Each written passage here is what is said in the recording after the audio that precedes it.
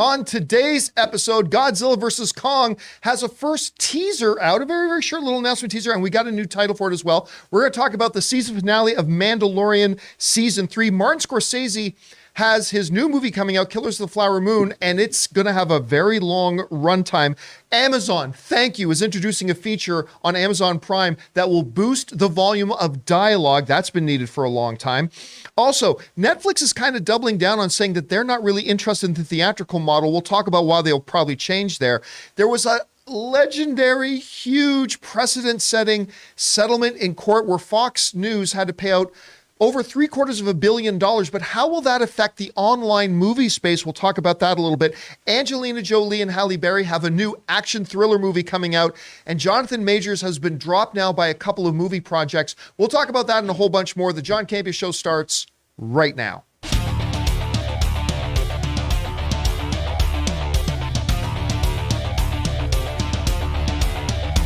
Well, greetings and salutations, everybody. Welcome to the best damn movie-related show on the planet Earth, the John Campea Show, coming to you from right here on my YouTube channel, brought to you in part by our friends at Mint Mobile. I am, of course, your host, John Campea, and it is an awesome honor and privilege, as it is every day, to have you, our international friends, gather around as we talk about our favorite things in the world: movies, movie news, TV, streaming, all sorts of good stuff. And we don't just give you opinions, we give you information and context so you can form your own well-informed opinions, whether they're the same or completely different from ours. Joining me in the room here today, we of course got Ray sitting back there. We got mine and Ant's friends Jennifer, who's agreed to help us out for a few weeks with some behind-the-scenes stuff back there. Jonathan Voico running the show. Of course, it is Wednesday. That is Chris Carr's day off. But most importantly, you guys are here. Thank you so much for being here, making the show part of your day. And guys, listen, a little bit of housekeeping before I forget. Don't forget, if you need your daily fix of the John Campea Show, but you can't be in front of a YouTube video, maybe you're commuting or at the gym or something, good news, there is an audio-only version of the show simply called, and creatively called, the John Campea Show Podcast. Go into your favorite podcasting app of choice, search for it today, and subscribe to it so it'll be there when you need it. All right, guys. With that down, we do have a bunch of things that we need to talk about here today, so let's not waste any time and dive right into it. We're going to start off with this. You know, they have been rolling on the Godzilla and King Kong movies for a while now, and it kind of culminated with that Godzilla versus Kong movie. And I'll tell you what, I had fun with it. I mean, there was some really, really stupid stuff in it, no doubt. Absolutely, there was some pretty dumb stuff in it. But I got a big kick out of it. And I don't care what anybody says, but when King Kong comes out of there and he's wielding his own Mjolnir, I was just giddy as a kid, man. I had a blast with it despite all the dumb stuff. And it was one of the most important movies for Hollywood in the last couple of years because it was like one of the first, Ray, if I remember correctly, first big feature release film, despite the fact that Warner Brothers put it out day and date with HBO Max. It was one of the first big feature films to be released in the theaters in the era of the pandemic. And it actually made some money, and that kind of made it like just an incredibly important film on that level as well. Well, they've been talking for a while that they're going to be doing Godzilla vs. Kong 2. And they've been shooting it for a while, and today we got our first little teaser and a title. The name of the movie is Godzilla X Kong. The new, what is it, Ray? The new dynasty? The new empire? The new empire. That's what it is. Godzilla, not VS Kong. It's Godzilla X Kong. I don't know if D-Generation X is going to come out or anything like that. That's an old callback. A new empire. Now, what is interesting is, Jonathan, bring that screenshot back up again for a second that you just had there. What's interesting is, or go over to mine. Go over to my thing here. It's kind of starts off with this figure, right? Right. And at first I thought that was King Kong sitting on his throne. Reminds me of Conan the Barbarian at first. Yeah, it was a little bit of King Conan feeling in there, right? So, but as the camera pans back, you get this really neat shot. This is very creative, of the Godzilla and King Kong skulls. And then we get a closer. Then, of course, it brings up the title, Godzilla X Kong New Empire. That looks a little too much like Suicide Harley Squad. Quinn. Yeah, little Quinn. Harley Quinn, the Fabulous Emancipation, a little bit of Suicide Squad in there too, doesn't it? You're right. They're both under Warner Brothers banner. Maybe there was, maybe there's the same guy. Like, same can you guy. use your font real quick? Just They come down. Papyrus font. Cookies. And then, of course, we get a look at, I guess, what is the new villain of the film, who is clearly one of Kong's descendants. Now, of course, in Godzilla versus Kong, they did set up that there was probably this thriving empire of Kongs at one point. So it looks like maybe, I don't know, maybe King Kong is actually Diddy Kong, and that's Grandpa Kong. Let's be real. Godzilla's gonna kick this Kong's ass too. You think so? I'm Team Godzilla all the way. So yeah, he's gonna kick his ass. I mean, I'm Team Kong. I like Kong too, but I mean, against this dude, come on. I mean, it looks like he wipes out both of them, though. No, that's just toys that he's been given for just toys confidence and motivation to build them up. Yeah, like you could win. No, he's not. He's not, especially against these two, Kong and Godzilla. Let's say if they team up and go up against this. I mean, well, that's clear. It's clearly Batman versus Superman versus Doomsday, right? Like that's what this is. It's Batman versus Superman, the movie, when they have to team up and go against Doomsday. And that's clearly what they're setting up here. You know, his eyes are crazy in that teaser. Is he? Do you think he's like with Kong with Godzilla powers? Go over to my screen again. You mean the glowing blue eyes? The blue. I think that's just for. Or is that reflection? It's probably. You know what? I didn't even think about it. Or he's a hybrid of both. Well, maybe. Well, he's clearly not a hybrid, but maybe he's like just souped up on something. That's Godzilla's breath coming at him. Yeah, maybe that would be crazy because then that would mean he would be a formidable opponent. Well, I mean, clearly that's the inference here, right? If he's sitting there on a throne, and he's got a Godzilla and a Kong skull laying in front of him. This is clearly meant to be a very formidable, especially if it's going to be some kind of opponent that's going to go up against Godzilla and Kong. So listen, one of the things they did really well with Godzilla versus Kong in that first one was created this whole mythology of the world within the world, right? The whole idea that down deep beneath the surface of the planet where we think there should be nothing but magma, there's actually this world of giants and monsters and things like that where this race of Kongs, if they can build on that and go into a bit of mythology, because remember, King Kong finds that throne room. I mean, there's a whole bunch of stuff there. They're probably going to connect it in with that. Again, you just give us good giant monsters fighting. I don't know how you replicate that fight they had on the aircraft carrier, because even though that is, by the laws of physics, completely impossible, still, it was pretty awesome to watch Godzilla and Kong standing on an aircraft carrier, dropping bombs on each other. I thought that was pretty awesome. Anyway, guys, question is for you. What do you think about this? It's a cool little teaser announcement. It's not even a teaser trailer. It's a cool little teaser announcement. YX, I don't know, but Godzilla X Kong, the new empire. What do you think about the title? Are you looking forward to this movie? Have you completely forgotten about the franchise in total? Whatever you guys think, jump down to the comment section below and let us know your thoughts. All right, guys. With that down, let's move on to this, shall we? Last night was the epic season finale of Mandalorian Season 3. Now, I'll say this. This has not been the best season of Mandalorian. I'll go one step further. It was the least good. Notice I'm not using the word worst. I'm saying the least good. Of all, if you gather up all the good, this one has the least out of all three seasons. Wow. Being very diplomatic here. The last episode, last week, was probably the strongest episode of the season. They did some pretty cool stuff in it. So now we're coming into the finale, and I'm thinking, okay, they got to do a lot in a very short period of time, because really this entire season could have been 3 episodes. And I instantly look at the runtime. Like, you know, you start playing it and it does the previously on Mandalorian. By the time it got through that, there was 38 minutes left. You take the 5 minutes of credits out of that, and I realized, oh, the finale's 33 minutes. And I know that is a complaint that I have about the entire series. I mean, all the time. I just, you know, we're HBO, if they do an 8 to 10 episode series, guess what? Their episodes are an hour and 10, 55 minutes, an hour, 15, whatever. They really build the meat into them. And I was just a little bit disappointed realizing that they had so much ground to cover. And this is the season finale, and it was probably going to end up being 33, 34 minutes. But whatever, be that as it may. I will say this about the finale. I thought it had some really great moments that I thought were thrilling, and I'm not going to try not to spoil anything. I thought it had some very, very good moments. The final shot of the episode, French kiss. French kiss? Chef's kiss. French chef kiss. You know, if that's what you do with chefs. Chef's kiss. I think because you said moi. You're like, oh, moi. French kiss. Moi? French tickler. So I thought the final shot of the episode was a beautiful work of art. And I mean that because I would literally take the final, if you saw the episode, you know what I'm talking about. I would take the final shot and turn it into a poster. They showed that. Didn't you see that in the credits? What were you talking about? What you're talking about right now, that shot. They had it in, you know how they show like the art boards at the end? Oh, yeah.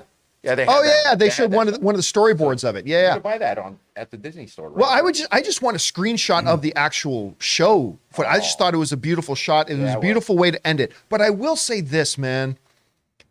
It was just like and again, I'm trying not to spoil it this week because normally, hey, it's the day after a show airs. It's on you if you don't want to hear about it. But this was the finale, so I'm going to try to save it a bit. But there's this whole story arc through the first 2 seasons about why Moff Gideon wanted Grogu so badly. And it was just kind of reduced to one line in the episode. Okay, what was all that about? Seasons worth of content. What was all that about? And then Moff Gideon just kind of drops it in one line and then they just move on. I'm like, okay, that was a little unsatisfying. Again, there's a battle that happens in it. I'm sorry if you think that spoils it for you, but there's a great battle that happens in it. But at the same time, I felt rather dissatisfied with it, which kind of leaves season 3 for me feeling a little unsatisfied. By the way, that shot of the Darksaber right there, does that not look like they did bad visual effects, wrong compositing? It looks like the blade is about 2 inches further over than it needs to be. It must pop out. I don't know. I think that's a compositing mistake they made there, or maybe I'm just not looking at it right. Either way, I even thought the Darksaber had a anticlimactic conclusion, to be honest with you.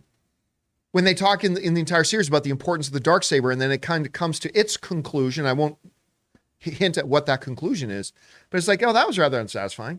Then the whole Moff Gideon storyline thing was rather unsatisfying. Again, it wasn't a bad episode. You know, there was some really, really good stuff in it. There's this great epic moment because you guys know the Mandalorians have that capital class ship and they do something really, really cool with it. So that was really good. The battle, the airborne battle, all that kind of stuff was fun. The combat was good. But yeah, narratively, I felt like they dropped the ball in a number of ways, which again, for me, left the finale feeling a little bit underwhelming, which in turn for me leaves the season as a whole feeling a little underwhelming to me. Again, it wasn't bad. I've come to expect a certain level of excellence from the Mandalorian series, and I don't really feel like they gave it to us at any point this year, other than the last episode. Last week's episode was really quite good. And there were flashes and moments throughout the series, but they did a lot of things that made no sense. There's something that happens in this episode that is so logically confounding that I was complaining to Ray about it off camera. Yeah. But I won't want to talk about it here.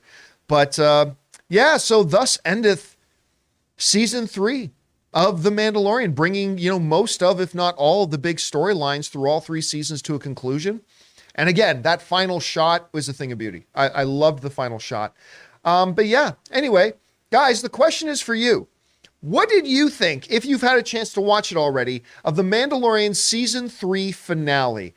At the end of the day, for me, the season is the weakest one and a little unsatisfying, but some great moments, a couple of really solid episodes, some really interesting character dynamics they set up. I just didn't feel like they brought it home or really fleshed it out as well as they did in the first 2 seasons. But how did you feel about it? Maybe you absolutely loved it and thought it was everything you wanted it to be. Maybe you totally hated it. Whatever you guys think, jump down to the comment section below and let us know your thoughts. All right, guys. With that down, let's move on to this. Many of you guys know that Martin Scorsese has got his new film coming out with Leonardo DiCaprio, co-starring My Accountant's Wife, true story, is one of the lead female stars in the movie, called Killers of the Flower Moon. Now, this was one that was famously up for bidding war amongst a lot of studios. Apple won the bidding war. And they decided, even though they've got Apple TV Plus, that this movie was going to be theatrical and then move it exclusively onto Apple TV Plus. That, of course, is now being proved out to be the formula for success. So they're following that. Now, we had heard some rumors that Martin Scorsese had a 4-hour cut of this movie. And that wasn't one of the early cuts, because most early cuts of a film are incredibly long, right? So it really shouldn't surprise anybody if, the first cut was like 4.5 hours long. That really shouldn't surprise anybody. But we had heard rumors that one of the late cuts of Killers of the Flower Moon was like 4 hours long. And I kind of dismissed that. I thought, nah, that's not true. Well, maybe it was true, because now we actually have the final running time about the new movie. And this comes us from the folks over at Deadline, who write the following. Exclusive to Deadline, Martin Scorsese has locked his cut of Killers of the Flower Moon, and Deadline can reveal that the final runtime will be, hold on to your butts, 3 hours and 26 minutes long. The Apple, that's Ray's nightmare. The Apple Original Films drama will make its world premiere at the Cannes Film Festival next month, before it opens theatrically in October through Paramount Pictures and later moves to streaming globally on Apple TV+. So 3 hours and 26 minutes long. Okay. I'm seeing the midnight screening. I'm going to that first midnight screening. So look, we have talked a lot on the show about how there is no ideal runtime, right? Every movie in its own unique DNA has a runtime that's best for it. Some movies, perfect runtime is 90 minutes. For some movies, the perfect runtime is 3 hours. And anywhere in between, right? Here's the thing for me, though, and I'm only speaking for myself, is that when we get into the much longer films, I generally will like them when they have emotional and pace changes throughout. Like they change gears a lot, right? You're going to say emotional damage. Or a lot of emotional damage. But the things that will keep you engaged as you're going. Yeah. Right? So something like a Lord of the Rings. Mm-hmm. Something like a long epic kind of style of comic book movie. Something that will thrill you with tons of great action and then take you into character stuff and moves it all around so you don't feel the time, right? That was John Wick 4. I know it wasn't as long, but... John Wick 4 was long. Yeah. It was a long movie, but it was constantly moving you. The pace was crazy. They knew just the right times to stop the crazy pace, to let you catch your breath, and then bang, they popped it back into gear, and it was all going wild again. And by the time John Wick 4 was done, I was like, well, I didn't even feel the runtime. Right. That was crazy. And the action wasn't repetitive, so the set pieces were different. Yeah. So they changed the movie. It was everything was a different level of the video game, right? Mm-hmm. Especially that top-down shot. Where it became kind of a stroller. I literally started chuckling, like, just out of, like, joy, just because it got so ridiculous. Oh. I was, like, laughing while it was happening. So good, but that doesn't work for every movie. Take one of Martin Scorsese's more recent films, The Irishman. Now, The Irishman was, and Ray, maybe you can look up for me the runtime of The Irishman. Yep. But The Irishman is a good movie, man. Mm-hmm. I like The Irishman, but it was oppressively long. Mm-hmm. Well, John, there are longer movies that you like. Yeah. But it was oppressively long for what this movie was. 3 hours and 29 minutes. So I'm like 3 minutes longer than this thing is going to be. And you felt, I honestly felt every minute. There were so many scenes that only accomplish things that other scenes in the movie already established. And like there was so much in that movie that could have been shaved out. And that kind of prevented, for me, The Irishman from being a good movie. It prevented it from being, damn, this is clearly one of the top 2 or 3 best movies of the year. And the thing that held it back was it was not the right runtime for that movie. And I fear a little bit that a 3.5 hour runtime for a movie like Killers of the Flower Moon, I fear I'm going to feel that same weight of the runtime that I did for The Irishman. And I almost feel like if Martin Scorsese would be willing to take his scalpel. Now, I'm saying this as somebody who has not watched the movie yet. All right.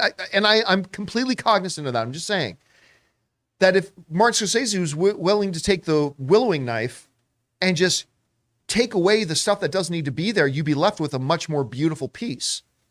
Now, at the same time, I need to remind myself, do you really want to be in the doubting Martin Scorsese and Leonardo DiCaprio game? Because Martin Scorsese and Leonardo DiCaprio have made 5 movies together, and they've all been great. Wolf of Wall Street was great. That had a 3 hour runtime, didn't it? Wolf? It might have, but that was, again, that was a movie that was peppered with humor, flashback. It was constantly changing the board around. You know what I mean? Island, Shutter Island. I thought was that to me is probably the most underrated of the Scorsese DiCaprio movies together. I thought Shutter Island was great. The Departed is one of my favorite Best Picture winning films of all time, and it was a remake of Infernal Affairs, my favorite cop film of all time. The Aviator was there. I think we already mentioned Gangs of New York. I mean, listen, it is not a good business to be in the doubting Martin Scorsese and Leonardo DiCaprio business. I'm just saying, if I hold it up to one of Scorsese's previous works, Irishman, at that length and that runtime, and if it carries that kind of tone, I fear I'm going to feel the weight of that runtime. But who knows? Maybe I'll come out of the theater and go, you know what? 3 hours, 26 minutes was the perfect runtime for this movie. At least that's what I'll hope. Anyway, guys, question is for you. What do you think about this? Apparently the runtime of Killers of the Flower Moon is about 3.5 hours long. Is that going to be the right runtime for this? Maybe you did think that the 3.5 hours was the right runtime for The Irishman. I did not, but maybe you did. Whatever you guys think about this, jump down to the comment section below and let us know your thoughts. All right, guys. With that down, let's move on to what I consider to be some very good news. Listen, I watch a lot of streaming, and not just streaming from the streaming services like Disney Plus, Max, Peacock, whatever. I also like watch all my movies that I watch. I don't buy physical media. I haven't for many years, and I watch them on but sometimes on the streaming services and stuff like that, I will actually turn on the captions because sometimes the sound mix, you know what? Let me take that back. Often I find that the sound mix muddles the dialogue. Not always Christopher Nolan level muddling of the dialogue, but it often muddles the dialogue. And I'm like, I miss certain things because the street sounds were a little bit poorly mixed, or the music score at that point was a little too high.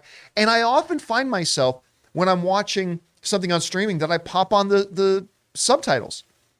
Not that I love subtitles, but it's just because I want to make sure I completely catch everything, all the dialogue, right? Do you find that as much with the home theater now? Because is it still the same issue? There's a setting in my Sonos system that has improved it a bit, but even then it's still sometimes an issue. I asked because I think the majority of people, including me, have like sound bars, and I've always felt like that's an issue with sound bars, where you cannot hear it and you're like, God, let me crank this. And then guess what happens next? The bass, baby. Yep. You're just like, oh, let me lower it. It's like the old days when we used to just watch broadcast television, and like you'd be watching a show and then the commercials would come on and they would purposefully set the commercials at like 9 decibels higher than the sound of the show. So that Tide Pods would all of a sudden come out and like be blasting you, right? Well, thank God one of the streaming services has decided to step up and do something. And it just happens to be Amazon. Amazon Prime and Amazon Video has just announced that they are putting out new tools to adjust the sound so you can actually hear and understand the TV dialogue that's going on. I'm going to read this a little bit here. This comes to us from IndieWire, who writes the following. Raise your hand if you found yourself recently rewinding your movie or episode back 10 seconds over and over again to pick up a line of dialogue you simply can't make out, only to give in and finally turn on the dang closed captions.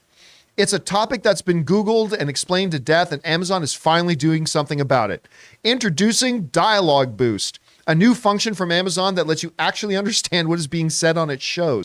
The AI-powered feature will let you increase the volume of the dialogue relative to the background music and effects, and you can customize it to your personal preference, all to create a more comfortable and accessible viewing experience. Damn frickin' time. I am so glad they're doing this. And I really, really hope that this is something that Disney's actually quite bad for this. But Disney Plus, Warner Brothers, Peacock, Paramount Plus, Shudder, Max, whatever you want to do. Shudder Max. CHBO. I just really hope they all take a look at this and realize, oh yeah, let's give people that up. Now, look, if you're one of these people where you think, John, I think the dialogue level and all streaming stuff is perfectly fine. Okay, great. I mean, offer this as an option. And I like the way that Amazon is doing that. And Amazon's not saying we're just going through and automatically making this happen, because maybe some people like the way the dialogue level is. That's fair. But to put it in as an option to say, hey, look, if you're one of these people, and I admit I am, who sometimes gets a little bit frustrated with the muddling of the dialogue in with the ambient and the musical score and all that kind of stuff, and sometimes you're missing some of the things that are being said, having an option in there for, what do they call it? Dialogue boost. Yeah, dialogue boost. Put in there a little bit of dialogue boost to give that little bit of extra oomph to it so it stands out from everything else. I would love that. And I didn't see anything in here in the story about when they're going to roll it out, but hopefully it's soon. But personally, I love this. Thank you, Amazon, for doing this. Max, Paramount Plus, did it right. All the others, please pay attention. Let's see if this works. And if it does, please, everybody implement this. Guys, the question is for you. What do you think about this move by Amazon Video to put in a feature called Dialogue Boost, which will up the sound of the actual dialogue over the ambient sounds and the music of the thing, so you can better understand the dialogue that's being spoken and you don't have to turn on the damn captions? I personally love this. Maybe it'll work. Maybe it'll be a disaster. Whatever you guys think, jump down to the comments section below and let us know your thoughts. Okay, guys. With that down, let's move on to our Mint Mobile hotline question of the day. If you guys have a question for the show and like to hear your voice on our show, go ahead and call our hotline number anytime at 951-268-4259. We'll pick out one or two every day, and maybe you'll hear your voice on our show. And today, the question is about why Netflix seems to be digging in its heels about going theatrical. Check it out. Hey guys, this is Owen White. Netflix co-CEO Ted Sarandos was talking in an earnings call about how they're not interested in putting their films in the theaters unlike Apple and Amazon. Now, this is a bit of a surprise to me because, they're trying it out with Glass Onion, and it seems that theatrical and streaming is the way to go. But, he says that they're perfectly happy with what they're doing right now. Do you suspect that that will change because the dual model with theatrical and streaming wins? You'll get much more success than just streaming. What do you think about this? All right, thanks a lot for saying this in. And the topic and conversation about Ted's, I never pronounce his last name, Sarandos, who is a brilliant guy, by the way. And his attitude and viewpoint of the theatrical releases has always been a little bit confusing and honestly a bit contradictory. Because while they just did this earnings call, as they pointed out in the call there, where he's basically saying, nah, we're not interested in theatrical. Yet they continue to experiment with theatrical, which is okay, kind of interesting here. But in the question about how they deal with and what they're doing with theatrical, there were several key things that kind of came out that stand out that really show what their current position is and why, to me, that current position will in the long run be disastrous for them. Okay, so to get into this a little bit deeper, let's go over to the Campea classroom for a second. So Netflix won't adapt. Now, one of the things that came out of this is kind of key here. So while it is tempting to make a comparison between services like others like Disney Plus or Apple TV, those other services simply don't have the same scale and reach. Okay. So one of the things that he's saying here, let's go back to the full shot. One of the things that he's saying here is that, look, the rules, Apple TV Plus just made this big commitment that they're going to be doing a theatrical and streaming model. Put it in theaters first, let it have a theatrical run, build up the prestige, and then it's a big deal when we then move it over to Apple TV Plus, because that's the only place you can watch this big movie that was in theaters. Other streaming services, Amazon is following that model as well, because they realize the data shows you get better success on streaming if you first give a movie theatrical release. This isn't a matter of opinion anymore. This has been proved out with statistics. But Ted Sarandos is saying, well, yeah, but you know what? That's fine that works for Amazon. That's fine that that's the way Apple's going to do it. But they simply aren't Netflix. They don't have the scale that we have. We are the kings of the hill. And guess what? He's not wrong when he says that. I mean, when it comes to the world of streaming, they are still the top dogs. They have a 250 plus million user base, all that kind of stuff. Now, what does the size and the scale they have to do with anything? Well, they kind of go on to talk about in this sense. So because they have the reach, right? Netflix believes that they create demand for movies just through their user base. So basically what Sarandos is saying is like, okay, yeah, it's good.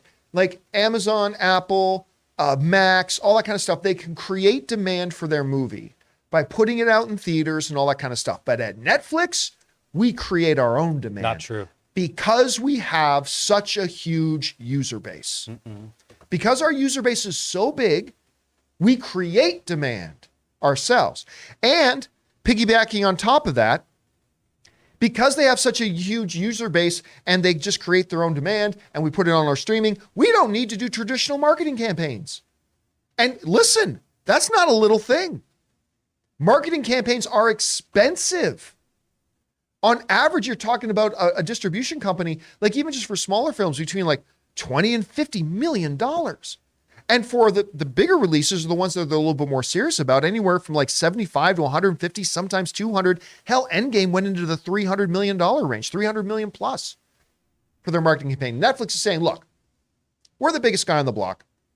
We don't need to worry about the theatrical thing. We create our own demand. We get to save some money here. This works for us. And what Ted Sarandos said was, we're happy with the way things are. We're happy with the way things are. Here's where this becomes, to me, a little bit ironic. Let's go back a couple of decades. Not even that far back. In the world of home entertainment, Blockbuster was king. Right? Blockbuster was king. And the landscape of home entertainment started to change. And in the earlier days of the landscape changing and streaming starting, the internet was coming a problem. More and more American homes started to have what they called at the time high-speed internet. And Blockbuster's early thoughts were, we're happy with the way things are. When people think of home video, they think of Blockbuster. When people think about watching a movie at home, they think of Blockbuster. When they think of popping something in to watch a movie at home, they think Blockbuster. And they were perfectly happy the way things were. And in the early days of these transitioning of the landscape, Blockbuster did not see the need to pivot and adapt. And so they didn't. Yep. When you don't innovate as a company, you're dead. Yeah. When you listen, I was taught this in biology class. When change stops happening, death sets in. I remember one of my biology teachers mentioned that when change stops happening, the beginning of death sets in. And Blockbuster at first, now later on, Blockbuster realized they missed the boat and they started to try new things. They started a streaming service. They tried to do a whole bunch of different things, but they did not pivot fast enough because this new player on the block, and we go to my screen on this new player on the block, Netflix, was coming out and embodying all the things that Blockbuster refused to embrace. Netflix started off by going, hey, it's the world of DVDs. You know what? You don't want to have to get off your lazy ass and come to the store. That was most of us. You don't want to do that. You just hop online here. Tell us what movies you want and we'll just ship them to you. When you're done, send them back and we'll send you the next ones on your list. And it was the early sign of a change. And Blockbuster initially resisted. Netflix continued to innovate. And they became really the first, in any real sense, the first streaming service. Guess what now? You don't even have to wait for the disc to show up. Just sit on your ass at home and hit play, and we'll just stream it to you through your high speed. Someone called it Blockbusted. I like that. Don't get blockbusted. And so Netflix was pushing the envelope and innovating and all that stuff. And Blockbuster didn't pivot fast enough. And where is Blockbuster today?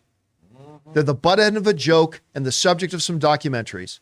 Although they do have a terrific Twitter account right now that's very funny. But aside from that, they're gone.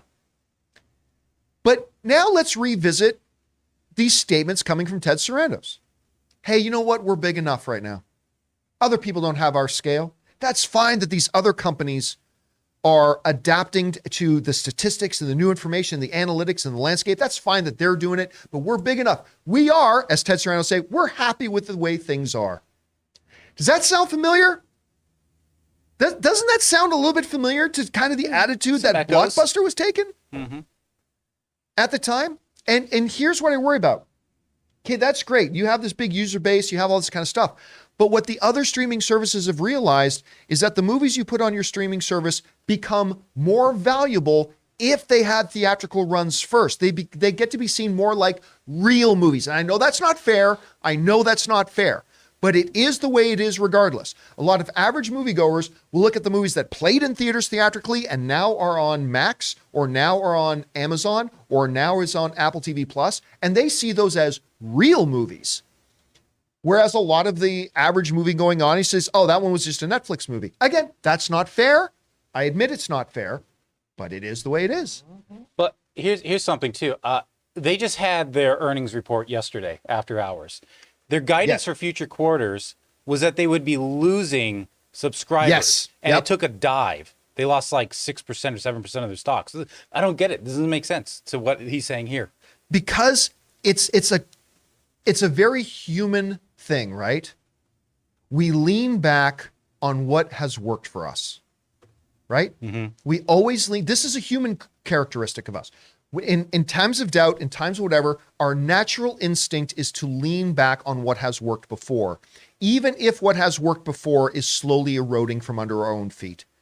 And my fear for Netflix is that they'll say, well, we're just the biggest. Yeah, but you're embracing philosophies right now that will not keep you the biggest.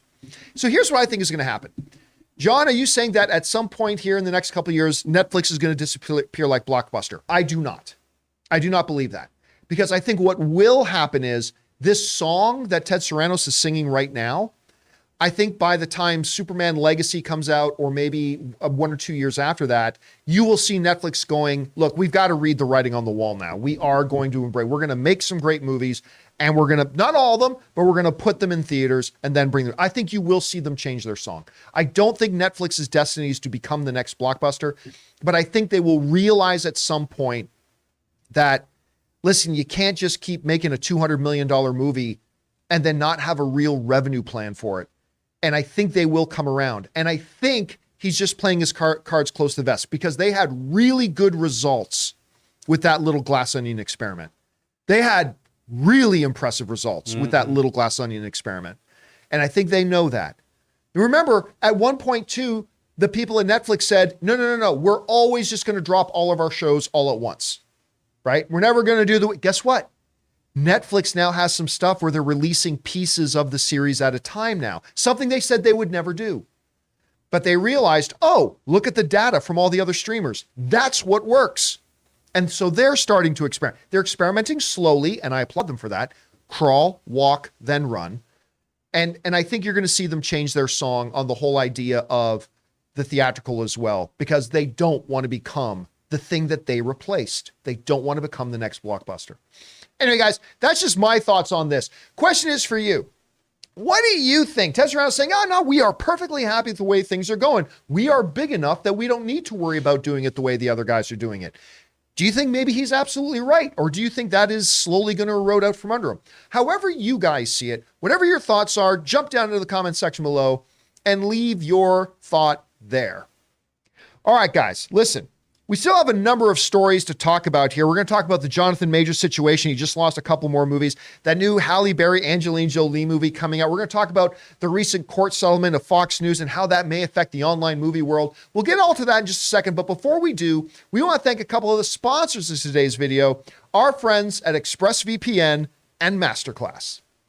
Guys, we want to take a second to thank a sponsor of this video, ExpressVPN. Guys, it is 2023, and online privacy and security has never been more important. You see, every device, phones, computers, tablets, has a unique IP address, which is like an internet phone number and reveals personal information about you. It's super simple for somebody online who knows what they're doing to find your IP address if you've ever clicked on a sketchy link or opened an email from somebody you don't know. Your IP address could become exposed. Now that's where ExpressVPN has your back. ExpressVPN is an app that hides your real IP address and replaces it with a dummy one, keeping you safe and private. And you don't have to be some kind of techie to use a VPN. Guys, it is so easy to use. Just download the ExpressVPN app on your phone or computer, tap one button to turn it on, and you're protected. And if you like your streaming entertainment, here's the coolest part. They let you choose what country you want your IP address to look like it's coming from. This is incredibly useful because services like Netflix and Disney Plus give you different shows depending on what country you're in. So secure your family's online activity and unlock tons of new shows by visiting expressvpn.com/Campea. Use my link and you can get 3 extra months free. That's expressvpn.com/Campea. Go to expressvpn.com/Campea to learn more.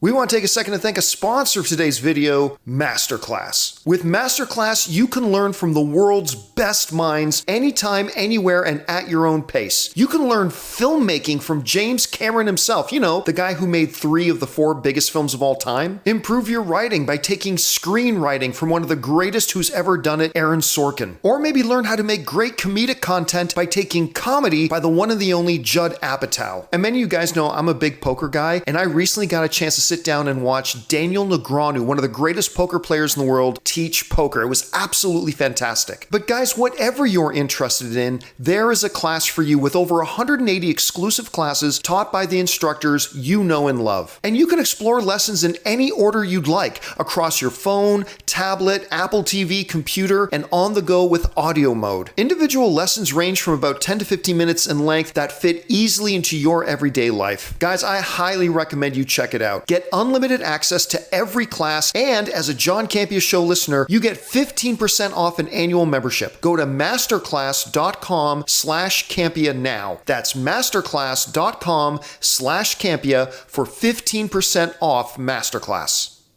And thank you to our friends at ExpressVPN and Masterclass for sponsoring this episode of the John Campea Show. Remember, guys, when you check out and support our sponsors, you're actually supporting us. So if you look down to the description of this video, you'll find links and promo codes to our sponsors of today's show. And thank you again to ExpressVPN and Masterclass. Okay, guys, with that down, let's get into this. And I struggled about whether or not to talk about this, but I do think it's important and relevant to the world of online movie fandom, and so I've decided to do it, despite the fact that we have a pretty strict rule on the show not to talk politics. So I'm going to try to approach this in a way that is as non-political as possible.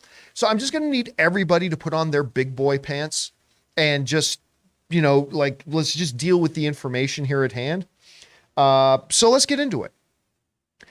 Yesterday, a rather monumental thing happened.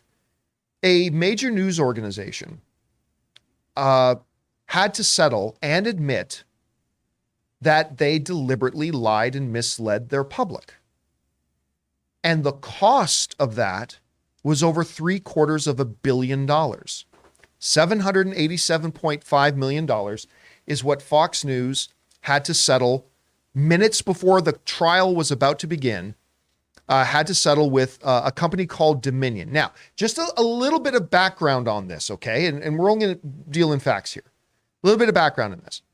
Of course, Joe Biden won the last presidential election, much like Donald Trump won the one before that. Barack Obama won the one before that, whatever. So Joe Biden won the last election. And there became a theory that, or some stories going around that the election was rigged. Now, there were, I believe there were 68 court cases brought to show that this election was rigged, and all of them lost. All 68 of them lost, including in front of many Republican appointed judges and things like that. Now, despite that, there continued to be some chatter, that's the way I'll put it, some chatter that one of the companies that made the voting machines, the company's called Dominion, that they rigged the election, that they were in on it, that they purposely rigged their machines and all that kind of stuff, despite the fact that there was absolutely zero evidence or proof of that, as brought out in all the different court cases and whatnot. Now, Fox News, and I'm just giving you a little bit of background here, Fox News basically perpetuated this lie that the election was rigged and that the Dominion voting machines were in on it and they were rigged and all this kind of stuff. And they push it. Now, what really killed Fox was when text messages, emails, and phone calls amongst the hosts of Fox, the executive producers of Fox News, when those got released and they found out that they themselves did not believe it. That the Fox News anchors who were saying and perpetuating this idea that the Dominion machines were rigged, their personal correspondence showed that they didn't believe that at all.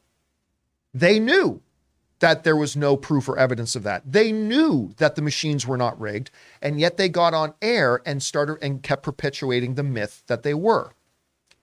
Because of this, Dominion took them to court and were suing them for $1.6 billion. It's important to note that the company Dominion is worth $30 million. Not anymore. Not anymore, they're not. But they were worth roughly $30 million, I believe, was their market cap. And they sued Fox News for $1.6 billion for defamation. And it became clear that Fox was going to lose, and lose badly. So at the last minute, as the jury was brought into the courtroom, as everything was about to start, Fox settled with Dominion for $787 million, I think is, $787 million, $0.5, and put out a statement that basically said this, that, we acknowledge that the court found that we spoke untruths, and we hope that this settlement shows that we are committed to journalistic integrity. So basically they took accountability.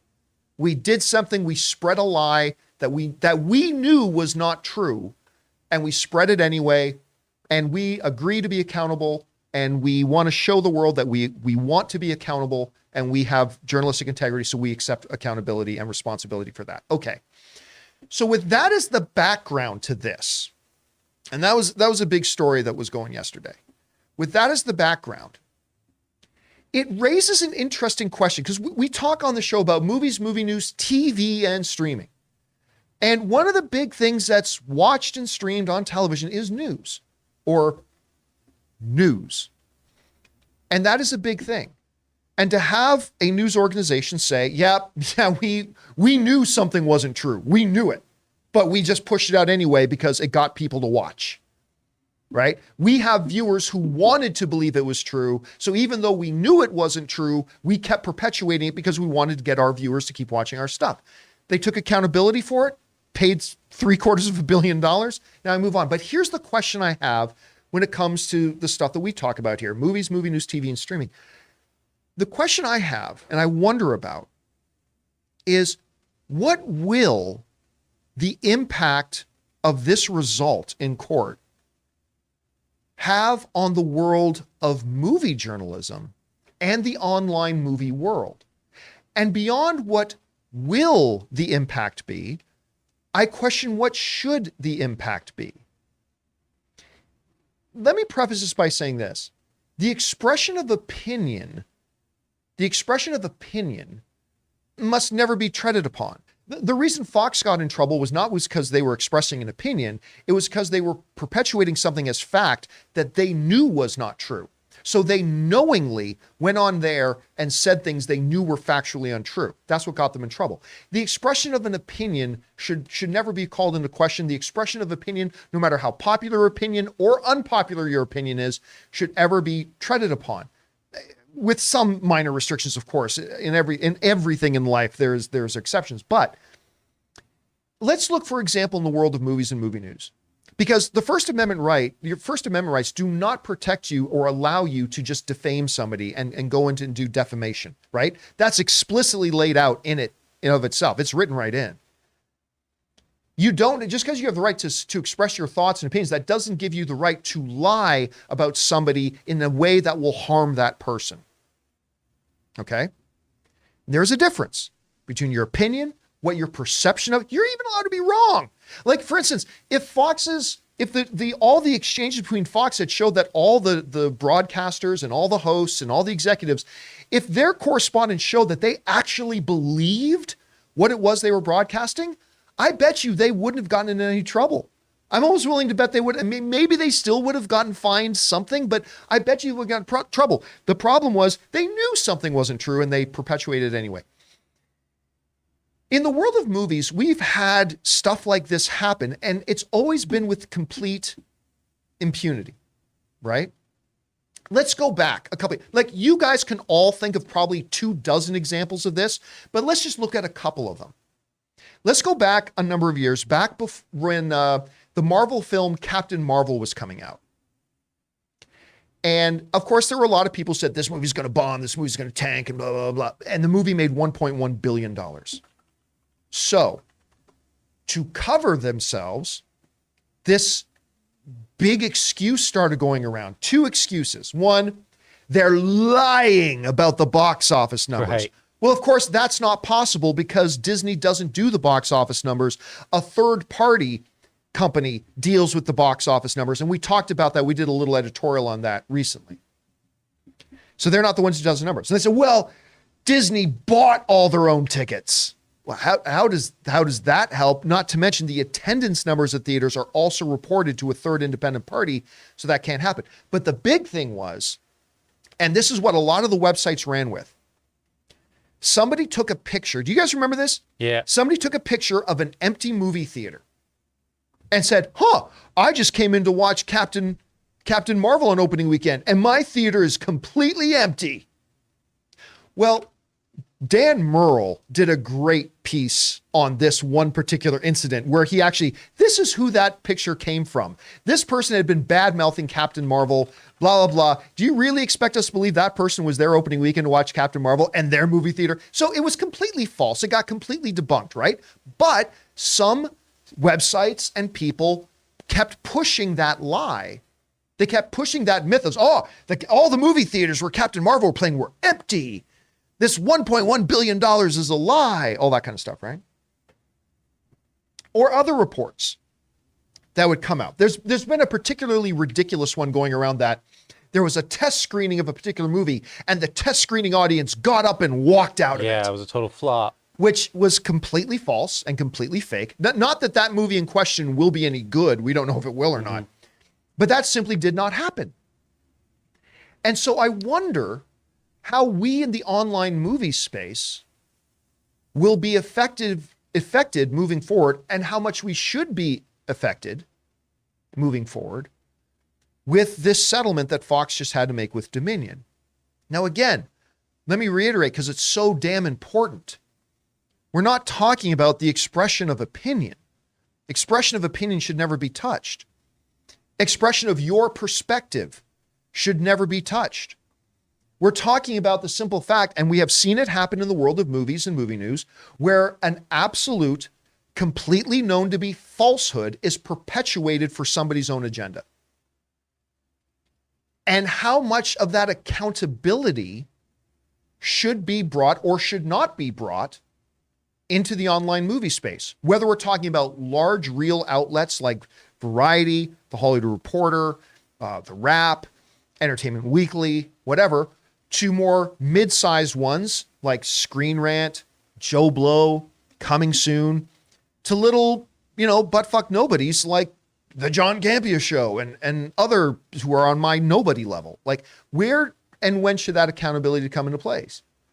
And where is that line drawn? And I'm just asking a lot of questions here. Where is the line drawn between expressing your perspective, expressing your opinion, cross with perpetuating something as an absolute fact that was not true, that you knew was not true, and yet we're perpetuating it anyway? And I just don't know. To me, it's a really interesting thing. Listen, there is an inherent marriage between art and our culture, and one will always affect the other. And I am just curious, with such a groundbreaking precedent set now in this one thing that has nothing to do with movies and movie news, Fox and Dominion, how could, how should, how will that affect us in our space? And I think that's a conversation worth having. And I think it's a topic that we should keep our eyes on a little bit. Again, we're in the earliest days of it, and I don't know what the answer is. How do you find that balance? Where do you cross that line or don't cross that line when something becomes, from your perspective, from your opinion, how you view it, what your predictions are, all that kind of stuff? And how does that differ? And where's that line between purporting something as fact, like I saw Ryan Gosling kick a kitten in the face? No, Ryan. No, Ryan, don't do it. Well, I didn't see Ryan Gosling kick a kitten in the face. Where does accountability come in from that? Now, maybe there was Ryan Gosling and there was a kitten and he was walking by a kitten and I was standing at a distance. I thought maybe it looked like Ryan Gosling kicked the kitten in the face. I mean, so where's the difference? And how will that play in the world of movies and movie news? I'm not really sure. Guys, the question is for you. And again, I'm asking you all to put on your big boy and big girl pants here and try to have like a civil discussion about this. Like, where does that principle of expression of opinion, yet accountability, come in? And how should people like myself and others in the online movie space govern ourselves accordingly? I think it's a good question to ask. Whatever you guys think about it, jump down to the comment section below. It's not going to stay civil, but I'm asking you guys to keep it civil and let me know your thoughts. All right, guys, with that down, let's move on to this here, shall we? I tend to not get as excited these days about movie announcements because and it's not just Lucasfilm, although it's a lot Lucasfilm, because a lot of movies that get announced these days just never end up turning out or end up actually coming to fruition. But I saw this and I could not help but be kind of excited. It looks like Halle Berry and Angelina Jolie have had a project that they have lined up together, and apparently there was a big bidding war for it. Like, they put this package together with these two starring, they had a director attached, a writer attached, producer, and a number of studios went to war bidding on this thing, and apparently Warner Brothers has landed it. It's going to be called Maude versus Maude. This comes from the folks at Deadline who write the following. Exclusive. Following an intense multi-studio bidding war that went into the weekend, Warner Brothers has landed the package Maude versus Maude, with Oscar winners Angelina Jolie and Halle Berry attached to star. So this is key. This is absolutely key. Now, it says this down at the bottom. Exact details are being kept under wraps, and insiders describe the pick as a Bond versus Bourne type of globe-trotting action thriller with locations to be announced. All right. For me, sign me up. This sounds, just the principle and the premise of this sounds absolutely wonderful. And if I ever wondered if Halle Berry could still do action, it was a couple of years ago now, but when John Wick Chapter 3 came out, and I saw her in John Wick Chapter 3, I'm like, oh, hell yes, give me more Halle Berry doing more action, stuff like that. I love it. And by the way, you are talking about, when you got Angelina Jolie and Halle Berry, you're talking about two actresses that have a depth of action film experience. Whether you're talking about Angelina Jolie in Mr. and Mrs. Smith, of course, you're talking about her in Wanted. She's got Salt was another one. She's got this experience with doing action kind of thrill things. With Halle Berry, I mean, damn, she was a Bond girl. She was a Bond girl in Die Another Day. She's obviously in John Wick Chapter 3. She was Storm in the X-Men movies. She is somebody who's got a history, including a recent history with John Wick franchise, of coming in and doing some pretty badass, believable shit. Not to mention she's a huge MMA girl. Huge into UFC and MMA and stuff like that, which is great too. And on top of that, you're talking about two Academy Award winning actresses in kind of a Bond versus Bourne movie. I love it. Now, Gordon, it does sound like it could be a little bit of Spy versus Spy, which didn't work out so great. What was that? Who was that? That was Chris Pine and Tom Hardy, right? I believe so. And Renee Zellweger, I think, was the actress in it, if I'm remembering right. Anyway, it sounds like maybe you could have a little bit of that. But I love this idea to see Angelina Jolie versus Halle Berry. I love it. I love it. They've never been on screen together, have they? No, they have not. Wow. These two Oscar winners have never done a movie together, which I think was really awesome when we heard that they were shopping this package together. I think this sounds fantastic. I'm all on board for it. And of course, Angelina Jolie was recently in the Eternals, and I really liked her in the Eternals. I remember Wanted. Yeah, well, I loved Wanted. I absolutely love that movie. You know what? I don't care what anybody says. A lot of people like Wanted, but they'll say, well, the whole end of it, the loom of fate, how this fabric weaver tells the destiny of people. I don't care what anybody says. I thought that was creative.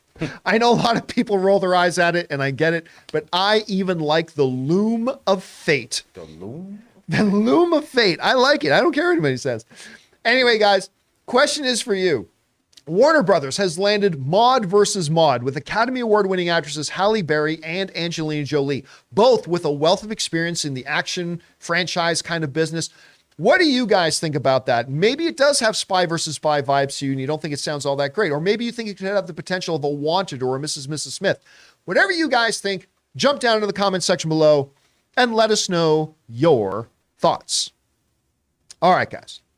With that down, let's move on to our final main topic here today, shall we? And that one is this. The Jonathan Majors situation continues to evolve and not in great directions. Now, of course, Jonathan Majors, we've been covering this before, but just the quick Coles Notes. I'm sorry, what do you call it in America Cliff again? Notes. Cliff Notes. In Canada, it's the Coles Notes. In America, it's the Cliff Notes. So to give you the quick Cliff Notes, Jonathan Majors was arrested for assault and strangulation.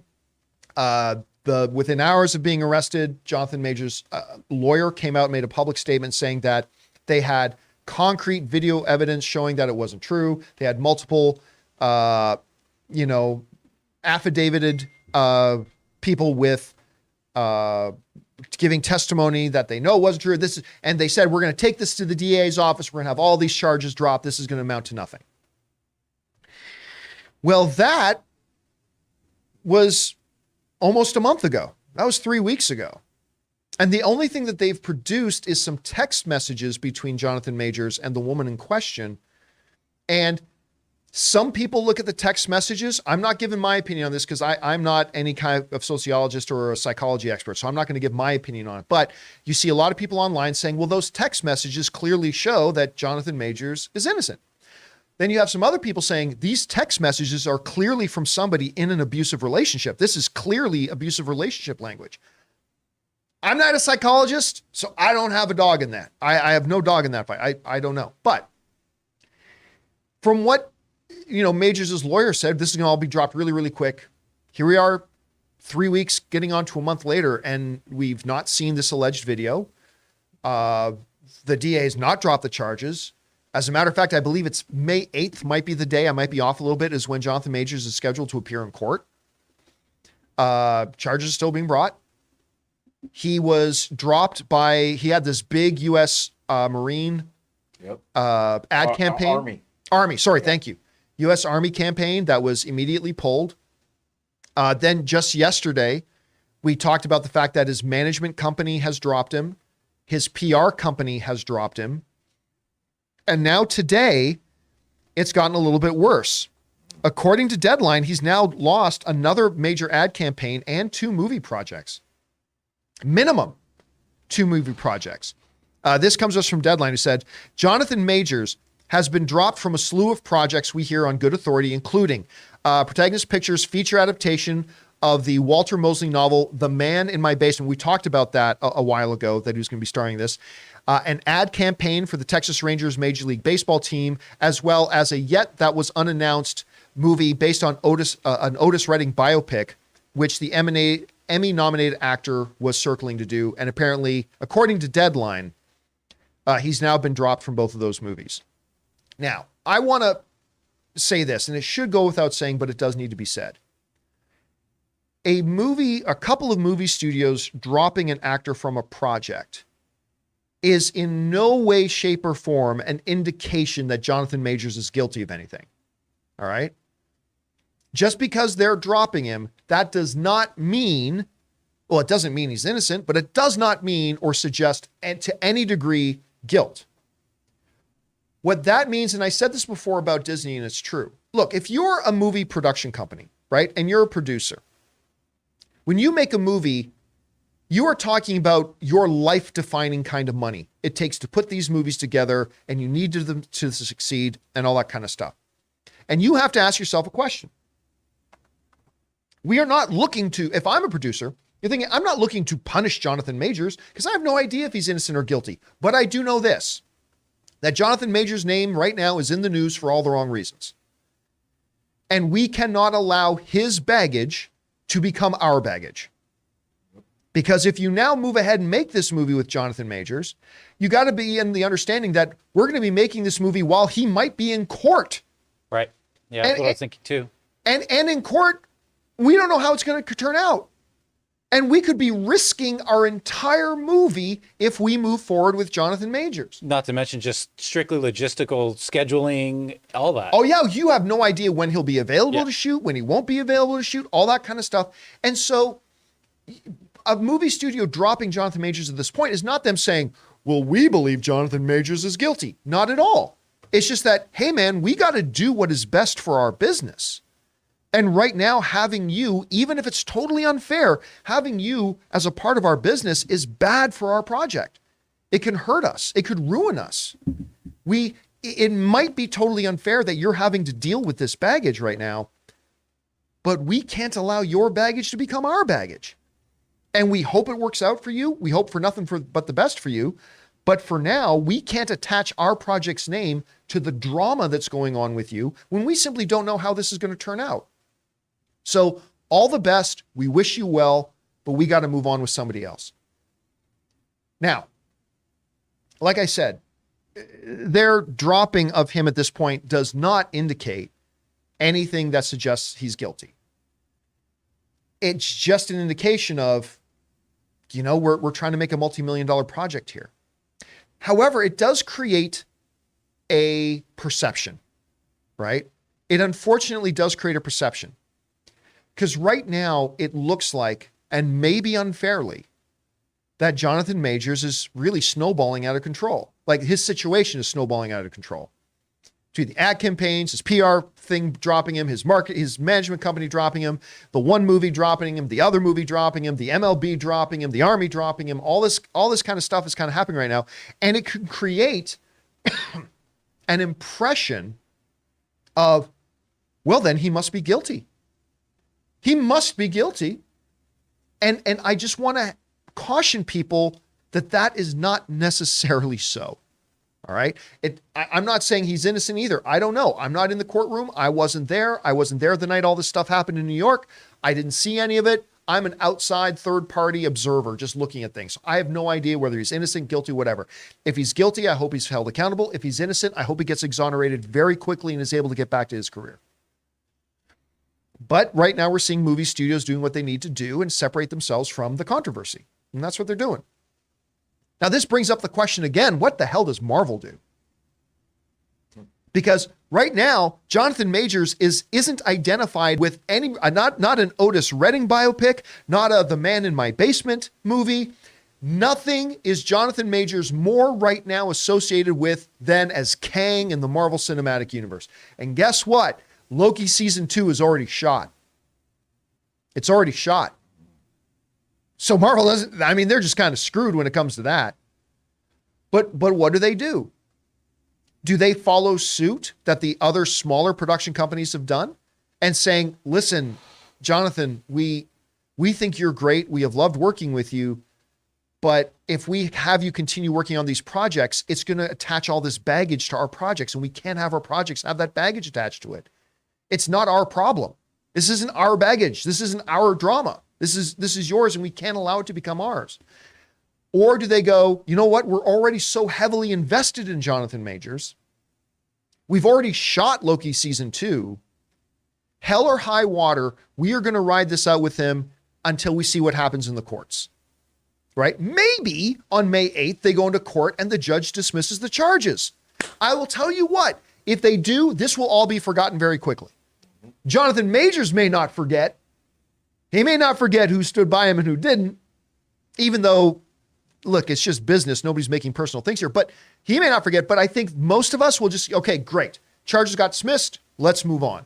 And I hope he'll be able to do that. But Marvel, may decide that we need to hang in there with him because we're already so invested. We need to hang in there until a court decision is made, until a guilty plea is entered, until charges are dismissed. And they just might decide to hang in there with him. And my prediction right now is that they will. I think Marvel will hang in there with him, not because it's good business, but because they're already so invested in him. He's already the face of Phase 5, right? Is that fair to say? That Jonathan Majors and Kang, he's kind of the face of Phase 5 right now, isn't he? Yeah, for sure. Focal point. A lot of faces, if you were looking at that arena. There's a lot of Kang. There's a lot of Kang faces, right? I mean, me personally, I just think you kind of go the Warner Brothers route. You release what's already created. And then if he's guilty, you recast. And if he's not, you continue going. Here's the problem. The work's been done with Loki. Right, but here's the problem, though, right? This is the problem. And this is the problem with the U.S. court system. The U.S. court system moves slowly. Well, it's taking a long time. That's another thing is because I see people... Because then you're getting closer and closer to when you're supposed to be shooting these Kang movies, I see people in the chat acting as if like, oh, Ezra's stuff just went away, but he's just like fast-tracked. No, his court date, innocent or guilty, is off for a long time. Justice takes a long time, and Ezra's is still in the works. Like no one, just because he's waiting for his court date doesn't mean he's off scot-free. He's waiting. Oh yeah, it takes and listen, a long time. And whenever somebody brings up to me this idea that, well, how come Jonathan Majors is losing jobs, but Ezra Miller still has his? What I tell people is, make no mistake, Ezra Miller does not still have his job. Yeah. A lot of people forget, Ezra Miller, by the time all the drama started to come out with Ezra Miller, The Flash was already shot. Like everybody forgets how long this movie had been shot. And I haven't heard of Ezra getting any bookings lately. No, actually, you know what's funny? I was talking last night. I was having dinner with Ann and our friend Ryan, and I got a text message from a Hollywood producer who you would know. I got a text message from a Hollywood producer asking me, saying, "John, straight up, I got a question for you. Can I get your opinion?" I'm like, "Sure." And they asked, you know what? I'm going to read it. I'm not going to tell you who it's from, but let me read it verbatim here. They were basically asking me, where did it go? Okay. Why do you think Jonathan Majors is getting canceled while Ezra Miller, who on video choked a woman and I believe has been arrested for beating a woman, is just fine? Right? And I think what this person was texting me last night is indicative of how a lot of people see it. We see it in the comment section all the time. How come Ezra Miller still has a job? But I think everybody's forgetting Ezra Miller does not still have a job. And when is the last time you heard he's got 5 projects? He doesn't. Nobody's. That's what I'm so confused about. Yeah, nobody's lining up to work with Ezra Miller right now. Yeah. And while James Gunn and Peter Safran put out the perfect statement saying, when they asked, hey, will Ezra Miller continue to be the Flash? James Gunn and Peter Safran, until their movie comes out, they said the perfect answer.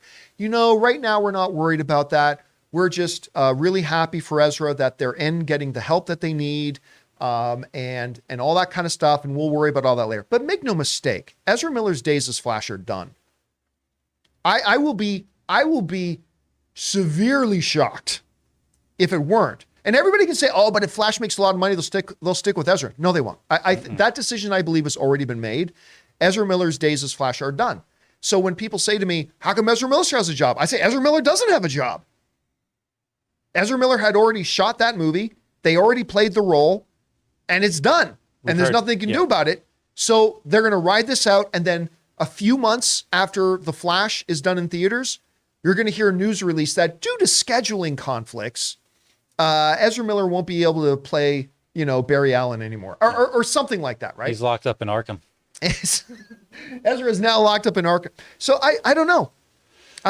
We'll see how this all works out. Look, the ideal outcome here, I think everybody will agree. I think everyone will agree that the ideal outcome, what everybody is hoping for, is that Jonathan Majors did nothing and will be proved that Jonathan did nothing, and charges will be dropped, and Jonathan Majors gets to move on with his career. That's what everybody's hoping happens.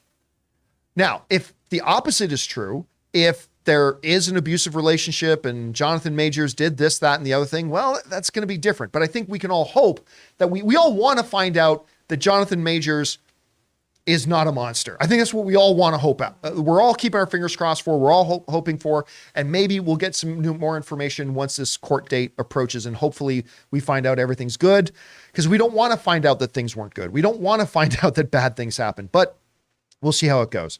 Anyway, guys, the question is for you. What do you think about this situation? Yesterday, it was Jonathan Majors' management company and PR firm. Today, a couple of movie projects, the Major League Baseball ad campaign, all dropped him as well. Again, I don't think that's any indication of his guilt at all. I just think it's them going, listen, we can't have your baggage attached with us, and they've decided to move on.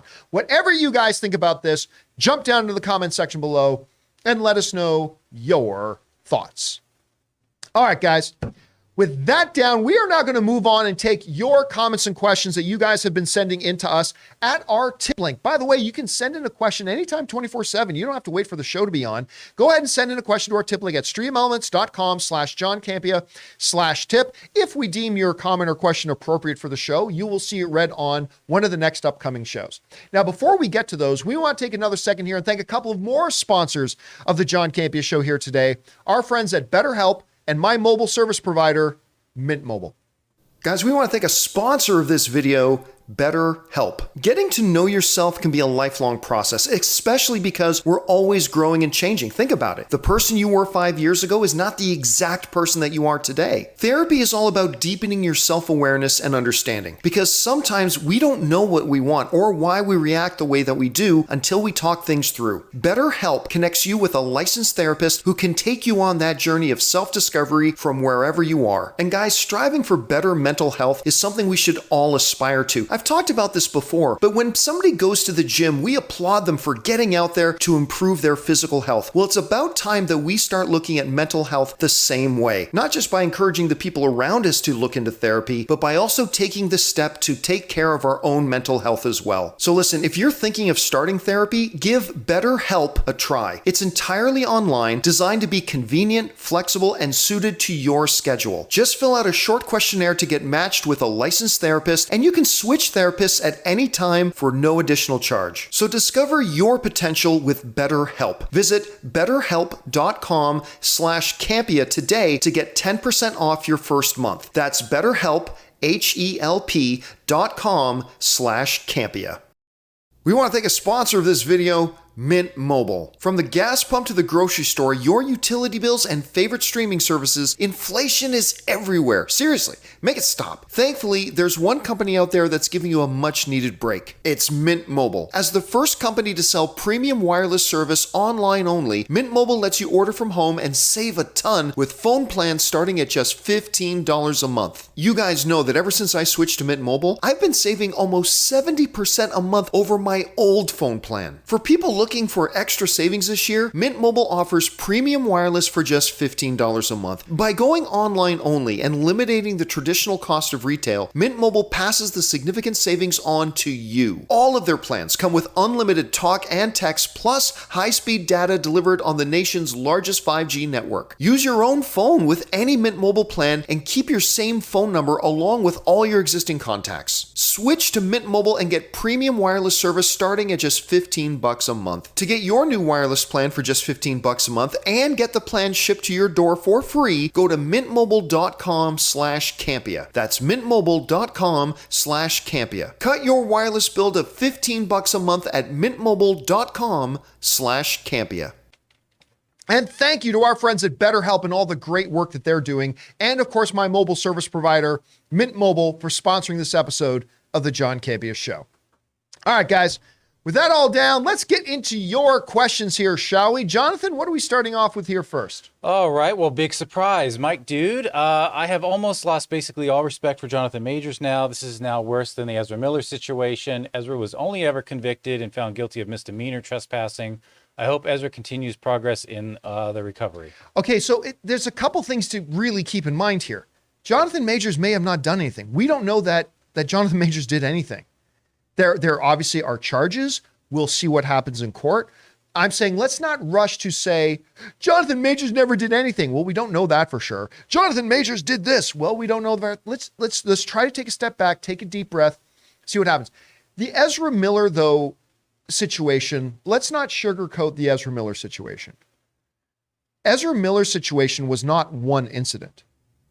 Ezra Miller's situation was a half dozen incidents that took place over the course of a couple of years that exhibited a very bizarre pattern of behavior, including breaking into a couple's bedroom in the middle of the night and threatening them, burglary, parents charging that Ezra was grooming their... I mean, listen, there's a lot of stuff. And it was thing after thing after thing after thing after thing. So let's not reduce the Ezra drama down to, oh, there was a simple burglary.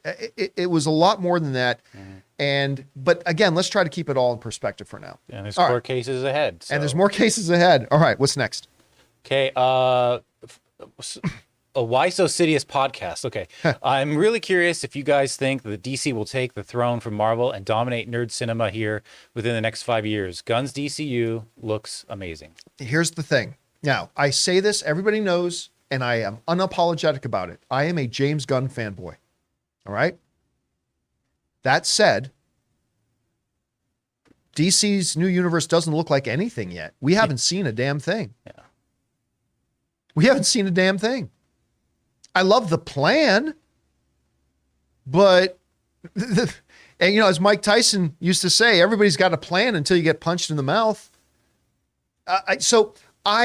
While I have great optimism for the future of DC right now, I think they made the absolute right choice in bringing on Peter Safran and James Gunn. I lament the loss of my beloved Henry Cavill as Superman, but the definition of insanity is continuing to do the same thing and expecting different results. The DCEU did not work. And I say that as a fan. But we haven't seen a damn thing yet. So I'm not ready. I can't sit here and say, yes, DC will dominate the thing in Marvel. I haven't seen even a trailer from what the new DC things are yet. So give me until the early 2025 before we start throwing that out. I will say this, though. I will say this. Marvel has never looked more vulnerable than it does now. Because any year you've asked the question, could DC overtake Marvel and dominate? It's almost met with a chuckle. You're not being serious, are you? Marvel actually looks vulnerable now. And I say this as a Marvel fan, but Marvel looks vulnerable now. So I'm not ready to say DC's about to take over because we haven't seen one lick of anything from what they're producing yet. Yeah. But it's more possible now than ever before because Marvel simply doesn't look as strong as it did before. Still very strong, just not as strong. Yeah. All right, what's next? But it's also easy to say, we're going to do this, we're going to do this, we're going to do this. Then you got to execute. Yeah, then you got to execute. You got to actually make it happen. Exactly. All right, Optimus Prime Rib writes, your Maple Leafs fandom reminds me of my Clippers fandom. They've never been to a finals, and I will literally weep when they win a championship, rooting for your Leafs. So, the Maple Leafs got curb stomped last night, 7-3. The Maple Leafs got curb stomped. Oh, wow. 7-3 last night. But you know what it is? I told you they're God's team. It is likened unto Moses leading the Israelites out of Egypt. Things look bad. The Israelites were on the run. Are you saying they're going to be out there for 40 years? It's already been more than that. It's been well more than that. And when I'm saying, okay, it looks bad. They got curb stomped last night. It looks bad. The Egyptians are hot on their tail. But you know what? It's going to come. They're going to be down 3-1 or something. And then boom, God splits the sea. The Maple Leafs march forward to Stanley Cup glory. I don't know that that's going to happen. I'm just going to hold out hope. I'm just going to hold out hope because they looked bad last night. All right, what's next? All right, Pat writes, I haven't heard you guys talk about Beef on Netflix with Steven Yeun. I just finished it, and it was absolutely fantastic. Oh, we've talked a lot about it on here that I haven't seen it yet. And it's hard because this is one of the shows, Ann and I, every year we only have 5 or 6 shows that we were like, we have to watch this together. Which means I can't start it without her and she can't start it without me. This week we start our Beef journey because I wasn't going to watch it because it looked like a poor man's Changing Lanes. The Samuel L. Jackson, Ben Affleck film, which is a great film, by the way, if you haven't seen it. And so I wasn't really interested, despite the fact that I like Ali Wong and Steven Yeun. But then we've heard everybody rave about it. So we're going to start that journey this week. All right, what's next? All right, from Stacy's mom. I heard she's got it going on. I think I've got it. The X gene already exists in the MCU, but all the major mutants, X-Men, Brotherhood, etc., will be introduced at the end of Secret Wars when all the Earths combine into one. Everyone will remember the mutants as having always been there. It's a possibility. Again, that comes with some obvious problems with it too. But it's as good as any other theory I've heard. The reality is, I said this on the show the other day, whatever way Kevin Feige decides to bring the X-Men in, there is no perfect solution.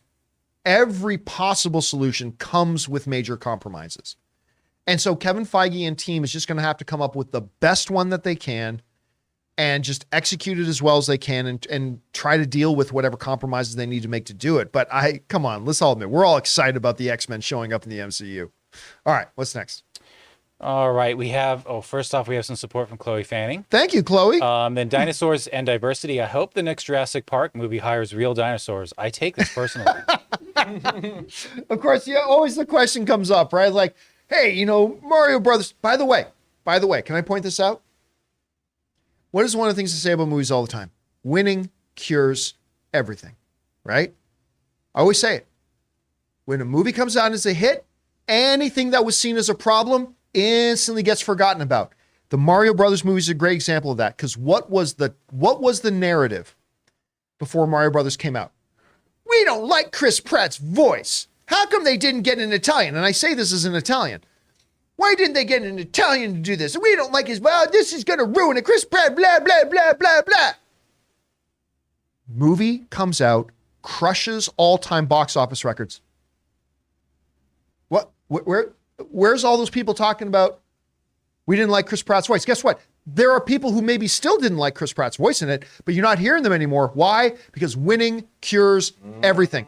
If Mario Brothers had come out, same exact movie, and it come out and made $40 million opening weekend and underperformed financially. It was because of his voice. Yep, it was all because of Chris Pratt. All people would be talking about is Chris Pratt's voice.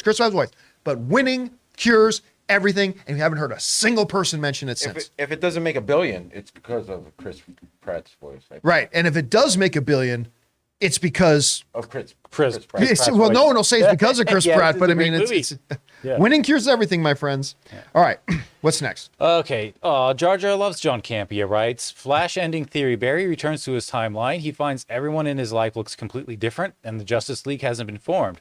Through his selfishness, he destroyed his timeline. The DCEU is no more. It is now the DCU. I mean, that's one thing they could do. You got to remember, though, a lot of people have a lot of theories about this Flash movie and how it's going to transition into the new DCU. But you have to remember, this movie was conceived of, written, and shot long before there was even thoughts of AT&T selling Warner Brothers to anybody. And remember, it was still under the ownership of AT&T when they shot this thing. So I don't know how well or perfectly this will fit in to what James Gunn's upcoming DCU is. We'll find out, though. We'll see. All right, what's next? All right, Garrett writes, I don't know about you, but I think Pedro Pascal could play Bo if Smokey and the Bandit ever got rebooted. He sure looks like a young Burt Reynolds, too. I will say this. One of the things that drives me crazy about our fandom is that when we think about somebody to play a role, the first thing people think is, do they look like them? That is the least important thing. Pedro Pascal is a deity level actor. He's amazing. I don't know that he's that character, though. Sure, there are some physical similarities, but that's not the important thing. That's not going to save your movie or make your movie. But hey, listen, Pedro Pascal could do anything. He's that level of an actor. By the way, I would be very interested in a Smokey and the Bandit remake, but man, it would be different today with you being able to track cars and air support and GPSs and all that kind of stuff. It'd be a very, very different movie, but it'd be interesting to see what a modern day telling of a Smokey and the Bandit would be. All right, what's next? All right, buckle up. We got a journey here. Garden Variety Vagabond writes 1 of 5. How sad for DC that they are being judged on the DCEU and the new DCU. They have some of the best superhero movies ever made. Not only the history of The Dark Knight, which are top notch, but currently the Joker and the Batman franchises. Thank you. are some of the best ever written and produced, but everyone judges them by the universes. The DCEU is known more for off-screen drama than action. 2016, Zack Snyder left the Justice League with rumors of having been fired.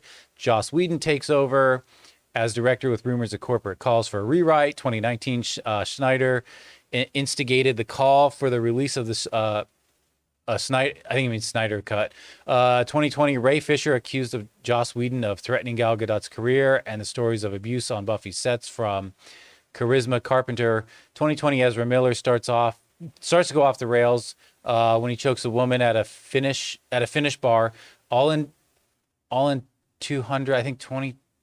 All in 200, they were arrested for assault in Hawaii, breaking and entering, and left in Vermont, and kidnapping, grooming, physical, and emotional abuse of a teenage girl. And in 2023, Dwayne Johnson failed to an attempted coup.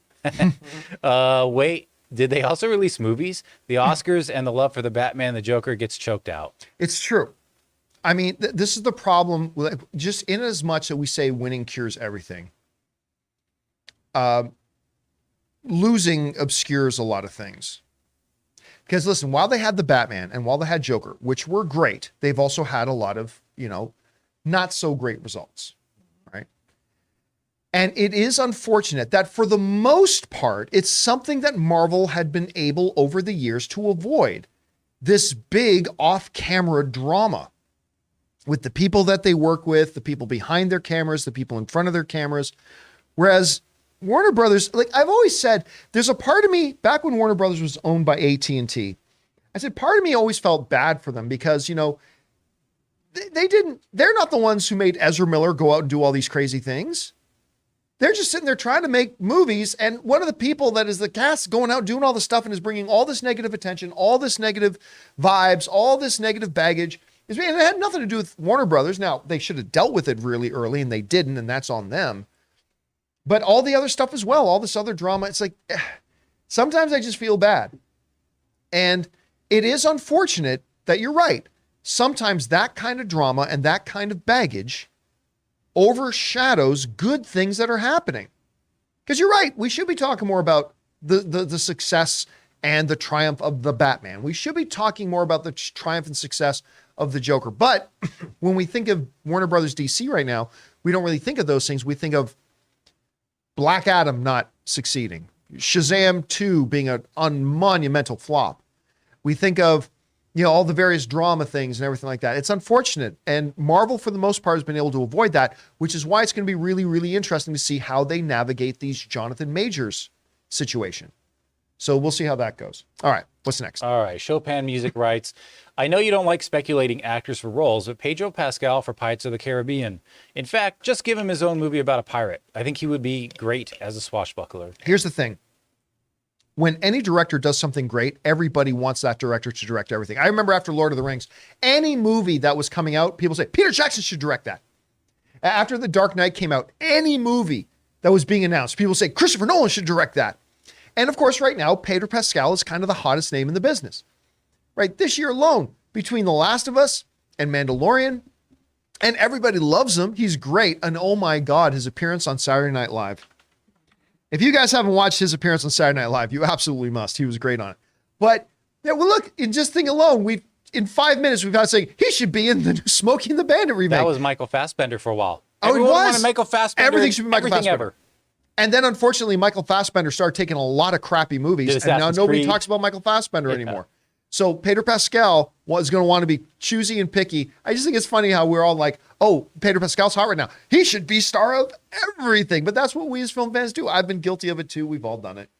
All right, what's next? All right. Anonymous writes, so now that James Gunn's Superman Legacy movie script is done and the movie is now in early pre-production, do you think James Gunn will take the opportunity to announce and even introduce his new Superman at the 2023 San Diego Comic-Con? Yes, I do. Let me be clear. I have no factual information that he will. It's not like James Gunn, texted me and said, I'm going to, no, not at all. But I believe they will. So, despite the fact that there are claims being made that, we haven't started the casting process yet, I personally believe, as just a fan speculating, I believe they've already got their Superman. I believe in doing costume design and all that kind of stuff. They've got the person in the costume already. Not that they're wearing the costume, but they know who they're kind of building this costume around. I believe they do. Again, I have no proof that they do, and they may very well not. But I absolutely 100%. James Gunn loves Comic-Con. He's a Comic-Con nerd. And I think he wants to make a huge splash at Comic-Con. And I don't know that there's going to be a better way for him to do that than to do three things. One, announce and bring out on stage the new Superman. Two, announce and bring out on stage the director of the new Batman movie, The Brave and the Bold. Is that the name of it? Yeah, Brave and the Bold. Brave and the Bold. And then three, this is more of an outside shot, but announcing and bringing out the new Batman who will be playing Batman in Brave and the Bold. Those three things, and I'm not saying all three things will happen at Comic-Con, but those three things will completely bring down the house at Comic-Con and steal the news cycle for an entire week. James Gunn brings out a new Superman. Boom. That's it. He knows that. He loves Comic-Con. I think he wants to make a splash. I believe we will be introduced to our new Superman, not before, but at the new Comic-Con. All right. What's next? Zach is nobody. Oh, you're somebody. To spin off a question from Monday, what do you think happens if MCU films continue relative mediocrity or decline in box office? Except Guardians 3 does great. Does DC get tons of momentum? Does Feige try to figure out how to get Gunn to do another film? Well, there's no getting James Gunn to do another film. That's now over. James Gunn is now the studio head of DC Films. That would be illegal for him to come over and do that. He would be in breach of contract. So no, as long as James Gunn has his job at DC, Kevin Feige cannot get him to direct any more movies. Well, listen, if Guardians of the Galaxy 3 is a big hit, that resets the clock, doesn't it? Let's say Guardians of the Galaxy 3 comes out, makes $950 million, which would be a huge amount of money, big success. And if the critics like it, the audiences like it, it's a big hit, it kind of resets the clock. Winning cures everything. We'll all forget pretty quick about the disappointment of Ant-Man and the Wasp: Quantumania or the disappointment of She-Hulk. The moment something great comes out, it kind of resets that ticking clock. And I think everything will be good. Now, let's say theoretically speaking, Guardians 3 doesn't do well and they continue to deteriorate. I think that will expedite the leaving of Kevin Feige. Because I've been saying for a while, I believe Kevin Feige has an exit plan. He's done. Listen, there's nothing left for Kevin Feige to do at Marvel. He's done it all. He's taken a film franchise, made the genre the biggest genre in movies. He's made the film franchise the most financially successful film franchise in history. He's even had his movies nominated for Academy Awards and win Academy Awards. There's nothing left for him to do. So it could expedite that and then maybe get discussions start going. They go 3-4 more projects in a row that end up being underwhelming or disappointing. You could start hearing some discussions going on about rebooting the MCU. Maybe, but that's all very, very theoretical and hypothetical and based on a lot of what ifs. So, but we'll see. All right, what's next? All right, Jose writes, I believe season 3 of Mando is between all right and good. That being said, as someone who likes to think of themselves as smart enough to catch the subtleties of media, who the hell was a spy? Was there even a spy? I'm literally losing sleep thinking on it. Okay, so after last week's episode of Mandalorian, which was called, I think, The Spies, right? I don't think it was called The Spy. I think it was called The Spies, yeah. Right? A lot of people theorized maybe the armorer is working for Gideon, which didn't make any sense, but that would have been a big twist. All that kind of stuff. People, who were the spies? And we didn't really find out. And then we thought maybe this week we'd find out who the spies were. You know what? I think it's really, really straightforward. The spies was the Imperial girl. That's what I was thinking too. Yeah. That one little cold open scene, that was it. Yeah. That was the spy. I don't see any other, maybe I'm missing something, but I don't see any other alternative. I think that was it. The whole episode was named, and who cares? It's just the name of an episode. But I think the whole episode was named after that cold open between her and the transmission of Moff Gideon. So I think that was it. Maybe I'm wrong. Could be wrong, but I think that was it. All right, what's next? All right, Marie Reich writes, after a very good episode 7, without going in details, I was very disappointed with finale and season of Mando. First thought, The Rise of Skywalker had the most conveniences for characters, but then I was wrong. Here's hoping Ahsoka brings the magic back. Yeah, I gotta say, Again, the language I choose to use right now is the least good. I think Mandalorian season 3 was the least good. And maybe at the end of the day, after watching the finale, which had some really good stuff in it, I was a little bit underwhelmed with it as a finale. And that has left me overall a little bit underwhelmed with the season as a whole. And I don't really have an explanation for it. I don't know why. But hey, you're right. Listen. And I never would have believed myself saying this 3 years ago. I am damn excited for this Ahsoka series. That trailer is fantastic. And historically, I am not somebody who appreciates the Ahsoka character at all. So if I had told myself 3 years ago, hey, John, they're going to be an Ahsoka series coming and you're going to be damn excited about it in the months leading up to it, I'd be, you're crazy. But here I am, super excited about it. I think that trailer was awesome. I think there's a lot of potential there. It could end up being garbage. Sure, it could. Maybe. But right now I got a lot of hope for it, a lot of optimism. Let's see how that works out. All right, what's next? All right, next up we've got Anonymous. Hey crew, it's my birthday. Happy birthday! Happy birthday! Netflix released Better Call Saul Season 6 and the new Power Rangers today, thanks Netflix. And I will be watching Return of the King in theaters tonight. Oh, what a day. What a lovely day. I appreciate all you guys do. Listen, I'm not going to lie. I really don't care about Power Rangers. I never have. I was shocked that the last Power Rangers movie they put out, remember we had the cast come into the studio and everything too? Yeah. The last Power Rangers movie they put out, I was shocked that I actually enjoyed it. I actually thought it was pretty cute. I had a good time with it. It wasn't great, but it was the first Power Rangers thing I had seen that I actually quite enjoyed. I don't really care. What's it called now? Like Power Rangers Now, Then, and Forever? I have no idea. Or is that the WWE slogan now? But whatever it is. Always and forever. Always and forever. I love you. Keep in touch. Have a great summer. Every yearbook signing ever from the person who's just like, I don't know this person, so I'm just going to sign it anyways. And that's the title of the Power Rangers. Yeah. So I don't really have care about that much. Once and always. It's once and always. But the new, the Return of the King, I should say, coming back into theater, which is great. Return of the Jedi is coming back into theaters. Mm-hmm. That is my favorite Star Wars movie. I know most people think Empire Strikes Back is the best one, and it's awesome. But I personally think Return of the Jedi is the best Star Wars movie. Can't wait for both of those things. And happy birthday again, my friend.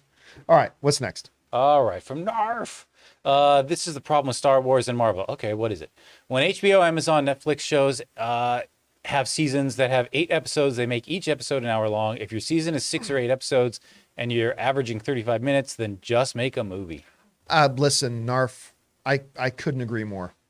I could not agree more. Listen, when that one, I keep forgetting the name of the person who did, because I feel bad about it because I love the work they did. When that one dude online took Obi-Wan and edited it into a 2.5 hour movie, and they didn't just cut out a bunch of stuff. Like, they moved some things around. They added a couple of little things, and they made this Obi-Wan movie. It was wonderful. I thought Obi-Wan, the Disney Plus series, was underwhelming. Again, like some other things, had some really good stuff in it. The last Obi-Wan Vader fight was fantastic. But overall, that Obi-Wan series was not great.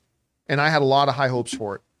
But then this dude comes along and edits this 2.5 hour movie version of it. And it was actually straight up wonderful. That just straight up should have been a movie. They should have just made it as a movie. I do not understand. You can't be event weekly must-watch television if your episodes are going to end up being about a half hour long. And, and that's why when HBO comes out and does stuff. Now, granted, HBO has some stuff that's like shorter. Aren't Barry episodes like 35, 40 minutes long? But those feel more single camera sitcom-y in a sense. Yeah, they really do. It feels like a different kind of show. Yeah. But when you're doing something like when HBO does something that's supposed to be event television, right, like whether it's a Last of Us or a House of the Dragon or stuff like that, these things are minimum like 45 to 48 minutes long and up to like an hour and 20 minutes long. Can you remember the last series you watched where every episode was like 20, 30 minutes, but you were full every time after watching an episode? I mean, Parks and Rec. Yeah, it would have to be sitcoms. Like average television sitcoms, right? Because the average television show, half-hour show on television is 22 minutes.